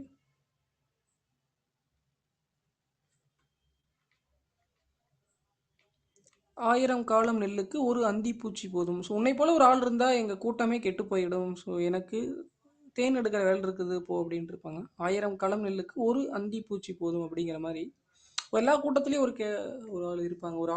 ஒரு ஆள் இருந்தாவே எங்கள் கூட்டமே கெட்டு போயிடும் அப்படின்ட்டு இருப்பாங்க. இந்த மாதிரி ஒரு ஆள் இருந்தால் எங்கள் கூட்டமே கெட்டு போயிடும், எனக்கு தேன் எடுக்கிற வேலை இருக்குது அப்படின்ட்டு இருப்பாங்க. அது தெரிஞ்சு வச்சுங்க.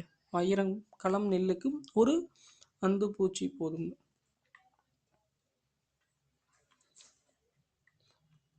ஸோ அதே மாதிரி இருக்கிறவனுக்கு புளி ஏப்பம், இல்லாதவனுக்கு பசி ஏப்பம். இந்த பழமொழிகள்லாம் தெரிஞ்சு வச்சுக்கணும். இது நோட் பண்ணி வச்சுங்க.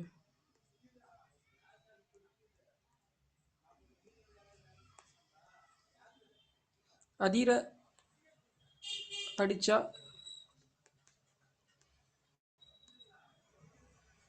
உதிர விளையும், இது ரொம்ப இம்பார்ட்டன்ட்.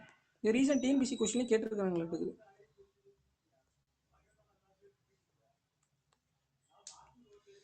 அது மாதிரி முயற்சி செஞ்சால் எல்லாம் முடியும், நீ வேணும்னே அது அங்கே படுத்திருக்கிற முயல் கூட போய் விளையாடு அப்படின்ட்டு இருப்பாங்க. முயற்சி செஞ்சால் எல்லாமே வெற்றி பெறலாம். நீ அங்கே ஒரு சுமாருக்கு ஒரு எக்ஸாம்பிள் சொல்லியிருக்காங்க, நீ வேணும்னா போய் அங்கே போய் படுத்துக்கிற முயல் கூட போய் விளையாடு அப்படிங்கிற மாதிரி. குத்துக்கல்லுக்கு என்ன குளிரா வெயிலாங்கிற மாதிரி கவலையே இல்லாமல் இருக்கிறது. ஓகேங்களா? ஸோ அதுதான் அது ஒரு பழமொழி. குத்துக்கல்லுக்கு உங்களுக்கு சம்மராக இருந்தால் என்ன, வின்டராக இருந்தால் என்ன அப்படிங்கிற மாதிரி கவலையே இல்லாமல் இருக்கிறே, வா விளையாடலாம் அப்படிங்கிற ஒரு கோட்ஸ் கொடுத்துருக்குறாங்க. ஸோ இது மாதிரி வந்து பார்த்தீங்கன்னா இந்த புக்கில் இருக்கிறது எல்லாமே ரொம்ப ரொம்ப இம்பார்ட்டன்ட்.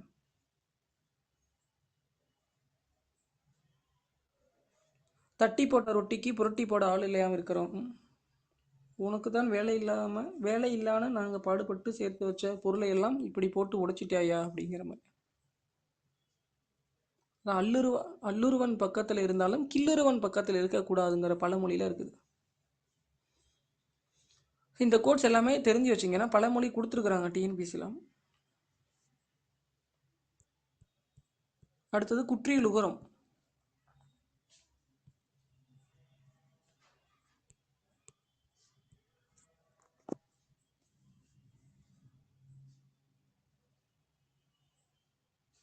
குற்றியலுகரம் சொற்குறுக்கம், குறுக்கம் பற்றி பார்க்கப்போம். குற்றியலுகரம், குற்றியலிகரம், ஐகார குறுக்கம், அவுகார குறுக்கம், மகர குறுக்கம், ஆயுத குறுக்கம், இதெல்லாம் ரொம்ப ரொம்ப ரொம்ப ரொம்ப இம்பார்ட்டன்ட். சரி, பவனந்தி முனிவர் வந்து பார்த்தீங்கன்னா குற்றியலுகர சொற்கள் நினைக்கிறேன் 36 எழுத்துக்கள் இருக்குதுன்னு எழுதி போட்டிருப்பேன்னு நினைக்கிறேன். வெயிட் பண்ணுங்க.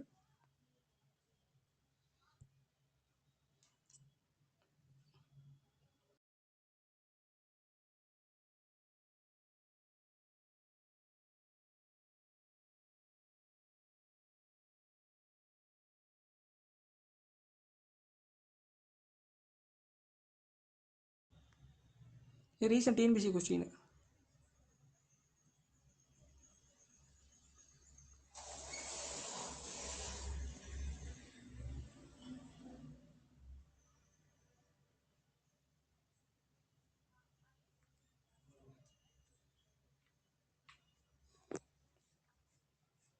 பவனந்தி முனிவர் வந்து பார்த்தீங்கன்னா குற்றியலுகரம் எழுத்து 36 டிஃபைன் பண்ணியிருக்காரு. எதுக்கு சார் இதெல்லாம் நம்ம படிக்கிறோம்? சார்பெழுத்துக்கள்னால் என்னது? உங்களுக்கு முதல் எழுத்தையும்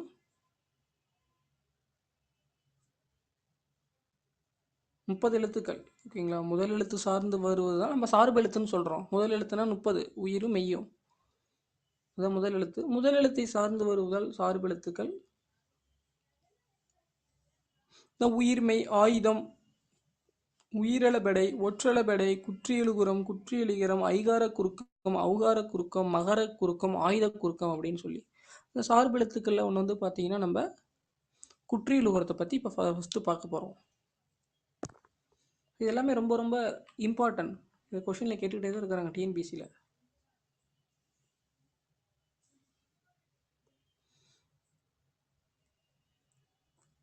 எதுக்கு சார் இதெல்லாம் அப்படின்னா, உங்களுக்கு சொற்களை சொல்லி பார்க்கும்போது எப்படி ஒலிக்குது அப்படின்னு தெரிஞ்சுக்கணும், ஓகேங்களா? சொற்களை சொல்லி பார்க்க எல்லாமே அப்படிதான். ஐயா, ஐகார குறுக்கம், ஔகார குறுக்கம் அப்படிங்கிற நம்மளோட எழுத்துக்கள்லேயே ஆல்ரெடி இருக்குது. அதை எப்படி நீங்கள் சொல்லி பார்க்குறீங்க? அதனால் வந்து பார்த்தீங்கன்னா ஒலிக்கும் மாத்திரை அளவு வேறுபடுதா, வேறுபடலையா, இல்லை ஒரே மாதிரி இருக்குதா எல்லாத்துக்கும் அப்படிங்கிறது இதுதான் பேசிக்காக உங்களுக்கு இலக்கணம்.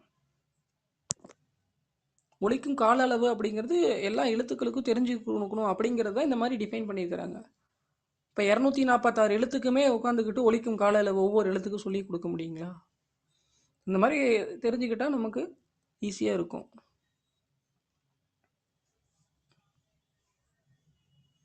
சொற்கெல்லாம் தெரிஞ்சுக்கிட்டீங்க அப்படின்னா எப்படி வந்தாலும் எழுதிடலாம்.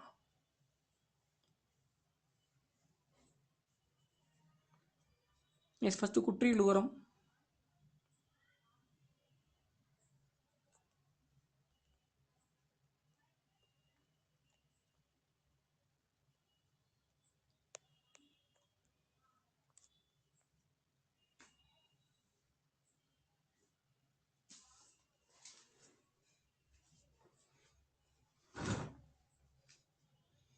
குற்றியலுகரம்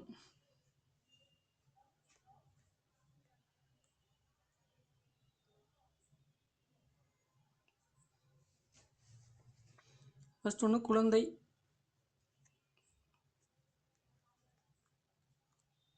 வகுப்பு,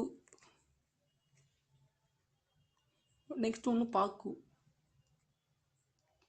இது மூணுமே நீங்களே வந்து பார்த்தீங்கன்னா இந்த சொற்களை சொல்லி பாருங்கள் ஒரு டைம் சொன்னீங்க அப்படின்னா கண்டிப்பாக வந்து பார்த்தீங்கன்னா உச்சரிக்கிறதுல வந்து பார்த்தீங்கன்னா வேறுபாடு இருக்கும், ஓகேங்களா? நீங்கள் சொல்லும் போதே வந்து பார்த்தீங்கன்னா குழந்தை, வகுப்பு, பாக்கு அப்படிங்கிற சொல்ல வந்துட்டு ஒரு டைம் நீங்கள் சொல்லி பார்த்தீங்க அப்படின்னா இங்கே கூ அப்படிங்கிற எழுத்து உச்சரிப்பதில் வந்து பொருள் வேறுபாடு மாறுபடும். கூ அப்படிங்கிறது வந்து பார்த்தீங்கன்னா உச்சரிக்கிறதுல குழந்தை, வகுப்பு, பாக்கு அப்படின்னு நம்ம சொல்கிறோம். முதல்ல, இடையில, இறுதியில் எப்படி உங்களுக்கு தெரியுது? குழந்தை கூ அப்படிங்கிறது முதல்ல வரும்போது இந்த கூவோட உச்சரிப்பு அப்படிங்கிறது எப்படி இருக்குது, இடையில வரும்போது வகுப்பு அப்படின்னு நம்ம படிக்கும்போது இந்த இடத்துல உச்சரிப்பு எப்படி இருக்குது, பாக்கு அப்படின்னு சொல்லும்போது அந்த கூவோட உச்சரிப்பு எப்படி இருக்குது அப்படின்னு சொல்லி பார்க்க போகிறோம். இதுதான் சொல்லோட முதல்ல, இடையில, இறுதியில் வரும்போது எப்படி ஒலிக்குது, அதனுடைய மாத்திரை அளவு எப்படி அப்படின்னு சொல்லி ஃபைண்ட் அவுட் பண்ண போகிறது தான் குற்றியலுகரம். ஃபஸ்ட்டு நோட் பண்ணிங்க. இந்த கூ அப்படிங்கிற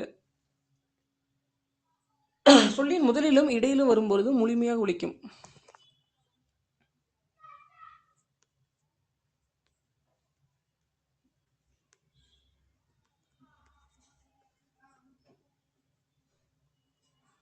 குற்றியலுகர சொற்களாம்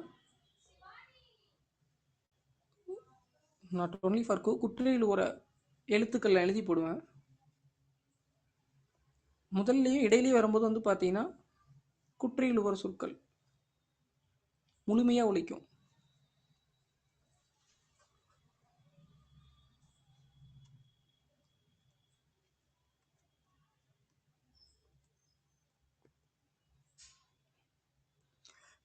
இந்த குற்றியலுகர சொற்கள் எழுதிக்கங்க. எழுத்துக்கள் என்னென்னலாம் குற்றியலுகரம். ஸோ 6 வல்லின உகரங்கள்.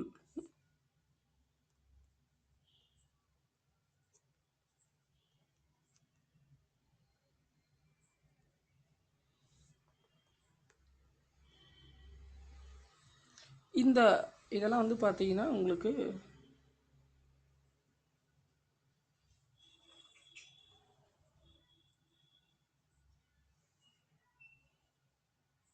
குற்றியலுகர எழுத்துக்கள்.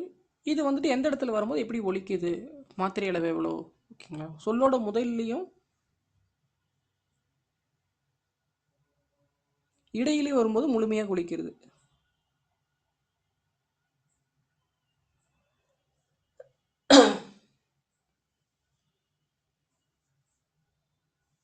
ஃபார் எக்ஸாம்பிள் முழுமையாக ஒலிக்குன்னா ஒரு மாத்திரை, ஓகேங்களா.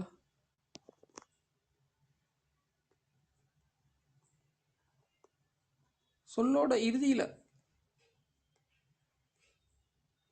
வரும்போது அரை மாத்திரை. ஸோ இவ்வாறு ஒரு மாத்திரைக்கு பதிலாக அரை மாத்திரை அளவே ஒலிக்கும் இறுதியில் வரும்போது.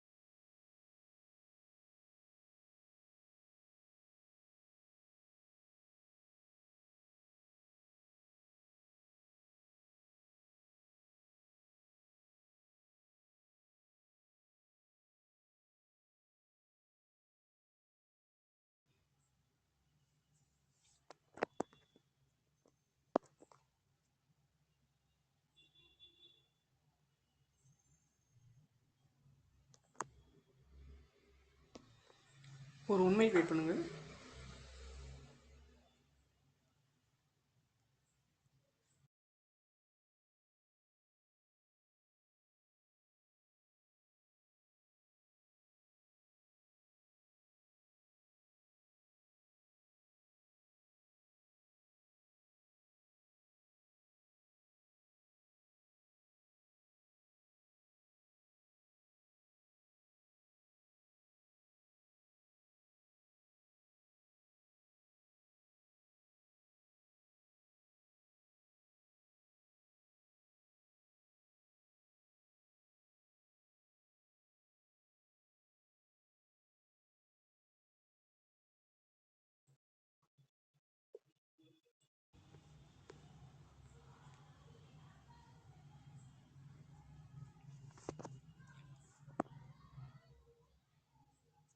எஸ், நோட் பண்ணீங்க.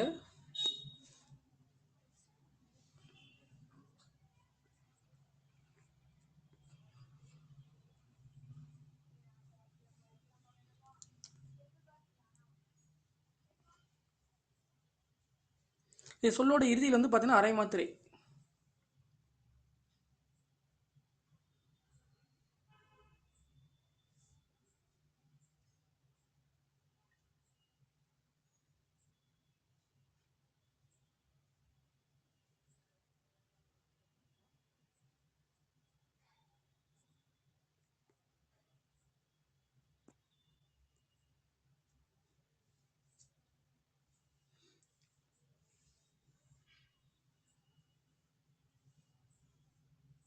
நெக்ஸ்ட் வந்து பார்த்தீங்கன்னா குற்றியலுகரத்தை பிரித்து எழுதுக.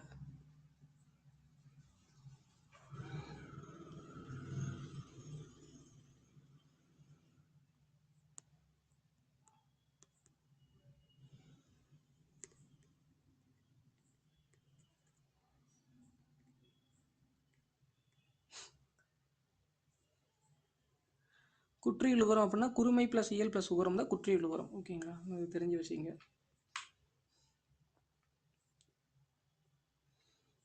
ஸோ சார் வந்து பார்த்தீங்கன்னா நான் டெக்னிக்கல் தான் டீச் பண்ணுறாரு. என்னடா சார் தமிழ் மட்டும்தான் நடத்துகிறாரு ஜென்ரல் ஸ்டடீஸ்லாம் என்னடா பண்ணுறேன்னு நினைக்காதீங்க. கிளாஸை லிசன் பண்ணிங்கனாவே ஜிஎஸ்லாம் போதுமானது. ஓகேங்களா? உங்களுக்கு ஹெச்டிஎம்எல்ல இருந்து இன்டர்நெட்டே இல்லாமல் வெப்சைட்டே கிளியர் பண்ணுற அளவுக்கு சப்ஜெக்ட்லாம் இருக்குது. ஓகேங்களா? நீங்கள் ஒரு வெப் டெவலப்பர் ஆகணும், ஒரு வெப் இன்ஜினியர் ஆகணும் அப்படின்னா கூட அதுக்குமே நம்ம டீச் பண்ணுறோம். ஓகேங்களா? சார் நான் வந்துட்டு எனக்கு 20,000 பத்தாது, நான் மந்த்லி 1 lakh ஏர்ன் பண்ணணும், இயர்லி ஒரு 20 to 50 lakhs ஏர்ன் பண்ணணும்னா அதுக்கு பாடம் இருக்குது. ஓகேங்களா? ஸோ இது குரூப் 1 சேலரி வந்து பார்த்தீங்கன்னா கூட நீங்கள் ஏர்ன் பண்ணலாம். மந்த்லி 80,000 1 lakhலாம் ஈஸி, ரொம்ப சிம்பிள். ஒரு கோடிங் நாலேஜ் கிடச்சிருச்சு அப்படின்னா, கோடிங் எப்படி சார் கிடைக்கும் அப்படின்னா ஒரு நாளில் கிடச்சிடாது. ஓகேங்களா? எப்படி ஓப்பன் பண்ணுறது, க்ளோஸ் பண்ணுறது, எப்படி வந்து பார்த்தீங்கன்னா கம்பைலர் ரன் பண்ணுறது, எரர்ஸ் எப்படி ஃபைண்ட் அவுட் பண்ணுறது, அதெல்லாம் நிறையா நம்ம லேர்ன் பண்ணிக்கிட்டோமா அப்படின்னா ஒரு லாங்குவேஜ், ஒரு கோடிங் லாங்குவேஜ் பேசிக்ஸாக தெரிஞ்சுக்கிட்டோமா அட்வான்ஸ்டாக தெரியும் போது நீங்கள் ஒரு இன்டர்நெட்டே இல்லாமல் ஒரு வெப்சைட்டே நம்ம க்ரியேட் பண்ணிடலாம். ஓகேங்களா? ஸோ அந்த அளவுக்குலாம் நான் வந்துட்டு என்ன பண்ணுறது கிடையாது, உங்களுக்கு டீச் பண்ணல. ஸோ அது நமக்கு சிலபஸ்லேயும் கிடையாது. ஓகேங்களா? இல்லை அப்படின்னா நான் பாட்டுக்கு இந்த மாதிரி ஒரு ஃபைல் இந்த மாதிரி தான் ஓப்பன் பண்ணணும், HTML ஃபைல் ஓப்பன் பண்ணணும். ஓகேங்களா? ஃபைல் ஓப்பன் பண்ணிட்டு இதுக்கு என்ன இன்புட் கோட் கொடுக்கணும், இதுக்கு என்ன அவுட்புட் கோடு கொடுக்கணும், இதை எப்படி கம்பைல் பண்ணுறது, இதை எப்படி ரன் பண்ணுறது. ஓகேங்களா? இன்டர்நெட்டே தேவையில்லை, இது எதில் ஸ்டோர் பண்ணுறது, இந்த ஃபைலை எப்படி வந்து பார்த்தீங்கன்னா நீங்கள் இன்டர்நெட்டே இல்லாமல் எப்படி மொஜிலா கூகுளில் வந்து பார்த்தீங்கன்னா க்ரோமில் எப்படி நம்ம அக்சஸ் பண்ணுறது, ஸோ அப்படிங்கிறத நான் டீச் பண்ணுவேன். ஸோ அந்தளவுக்குலாம் நம்ம கிளாஸ் பார்க்கல.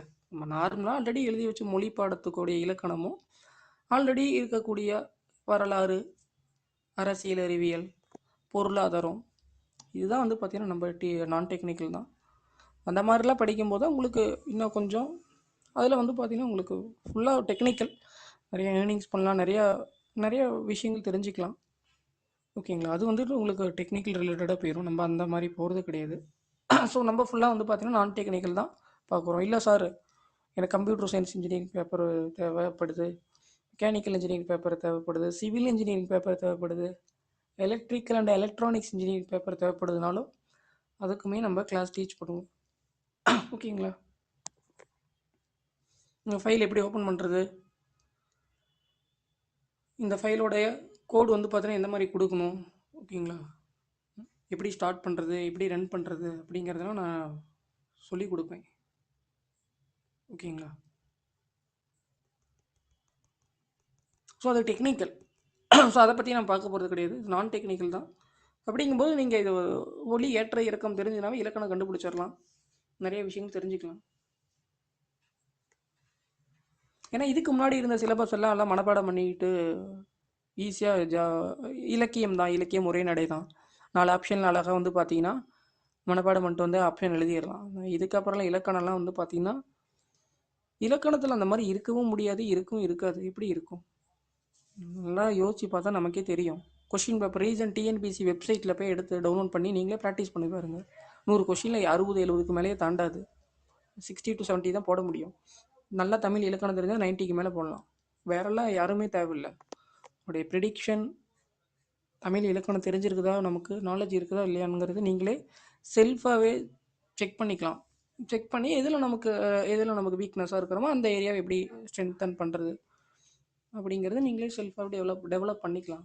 ஸோ எங்கே போய் சுற்றி முற்றி வந்தாலுமே இலக்கணத்துக்கு ஒன்றும் நீங்களா செல்ஃபாக படித்து தொல்காப்பியர் இப்படி தான் இந்த இடத்துக்கு ஏற்றம் இறக்கம் கொடுத்துருக்காரு, பவனந்தி முனிவர் இதுக்கு தான் ஏற்றம் இறக்கம் கொடுத்துருக்காருன்னு தெரிஞ்சுக்கணும். ஏற்றம் இறக்கம் கொடுக்காம தெரியாமல் சும்மா அப்படியே வந்து பார்த்தீங்கன்னா வரி வடிவத்துவே அப்படியே ஒளி வடிவமாக படித்தாலாம் வந்து பார்த்தீங்கன்னா கடினம், தெரிஞ்சிக்க முடியாது இலக்கணம் எக்ஸாம்களில். அதுக்கு ரெண்டு ஒரு கம்ப்யூட்டர் சயின்ஸ் இன்ஜினியரிங்கும் ஒரு எலக்ட்ரிக்கல் இன்ஜினியரிங் பேப்பரே படித்து முடிச்சிடலாம். ஒரு 2 இன்ஜினியரிங். ஓகேங்களா? 2 இன்ஜினியரிங்கை நீங்கள் வந்து கம்ப்ளீட் பண்ணிடலாம் தமிழ் இலக்கணம் படித்து பொருள் கண்டுபிடிக்க முடியவில்லை என்றால்.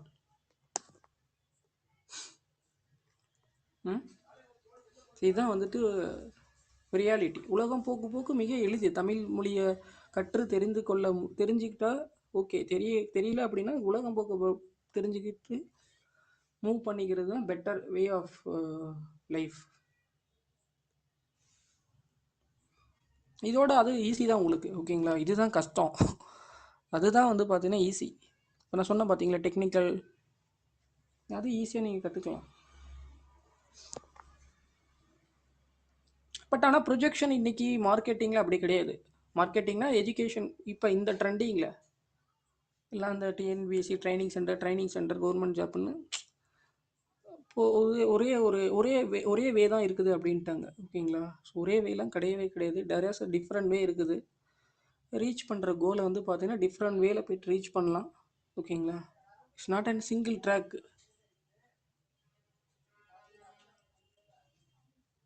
But way of approach, way of guiding இதெல்லாமே இருக்குது. ஒருத்தர் ஸோ அதனால் படிக்கன்னு தெரிஞ்சுக்க முடியும். எஸ், அடுத்தது வந்து பார்த்தீங்கன்னா முற்றிலுகரம்.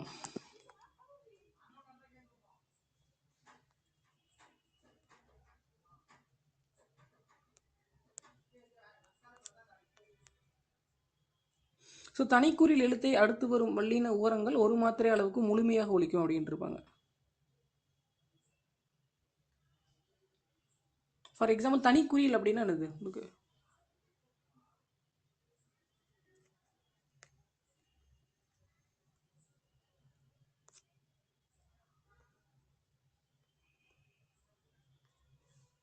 தனிக்குறளை எழுத்து அடுத்து வரும் வல்லின உரங்கள்.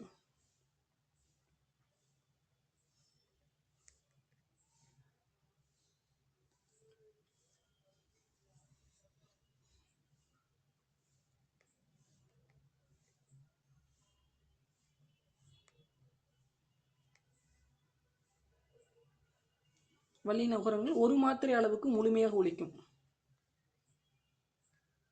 ஃபஸ்ட்டு தனிக்குறிலாம் என்னன்னு தெரிஞ்சு வச்சிங்க. உயிரெழுத்துக்கள், உயிர்மை எழுத்துக்களில் தனிக்குறிலாம் எதுன்னு தெரிஞ்சிருக்கணும். தனி நெடிலாம் என்ன, தனிக்குறிலாம் என்ன, வல்லின உகரங்கள் உகரங்கள்லாம் என்ன அப்படின்னு தெரிஞ்சிருக்கணும். ஸோ அதெல்லாம் வந்து முழுமையாக ஒலிக்கும். ஓசை குறையாமல் ஒரு மாத்திரை அளவுகள் ஃபுல்லாக ஒலிக்கிறது முற்றுகள் வரும்.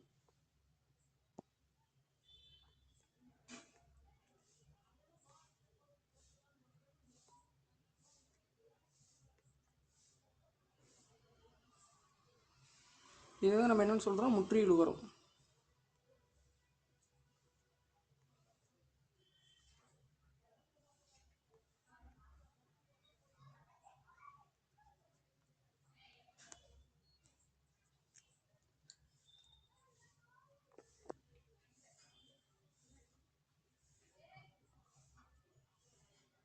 ஃபார் எக்ஸாம்பிள் நீங்களே எழுதலாம் நிறைய சொற்களை.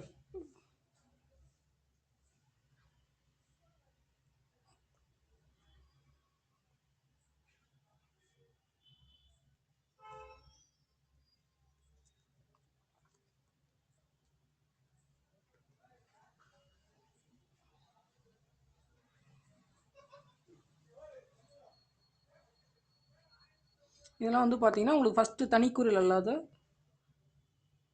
எழுத்து, அதுக்கப்புறம் வரக்கூடிய மாத்திரை அளவு சொல்லி பார்த்தீங்கன்னா உங்களுக்கே தெரிஞ்சிடும். ஓகேங்களா?